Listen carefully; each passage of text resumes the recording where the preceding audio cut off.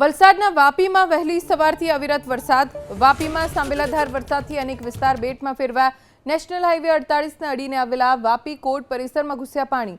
Vapi court પરિસરમાં જ્યાં જુઓ ત્યાં પાણી જ પાણી. ભારે વરસાદથી વાપી કોર્ટમાં આવતા અરજદારો અટવાયા. વાપીમાં કોર્ટ પરિસરમાં પાણી ઘૂસી ગયા છે, જેના કારણે અરજદારો અટવાઈ ગયા જે કોર્ટમાં આવી રહ્યા હતા. નેશનલ હાઈવે 48ને અડીને જ આવેલી છે વાપી કોર્ટ, જ્યાં પરિસરમાં પાણી ભરાઈ જતા અહીં આવતા અરજદારોને મુશ્કેલીનો સામનો કરવો પડ્યો. હજી પણ આ દક્ષિણ ગુજરાતના વિસ્તારો કે જ્યાં રેડ એલર્ટ આપવામાં આવ્યું છે, વરસાદનું જોર આજે દિવસભર અહીંયા જોવા મળશે. તો વલસાડના વાપીમાં ભારે વરસાદથી જળબંબાકાર.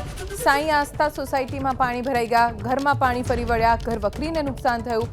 વાપી મનપા સામે લોકોમાં આક્રોશ જોવા મળ્યો કે મનપાએ કોઈ કામગીરી ન કરી, અને જ્યારે વરસાદ પડ્યો તો લોકો પારાવાર મુશ્કેલીમાં મુકાઈ ગયા.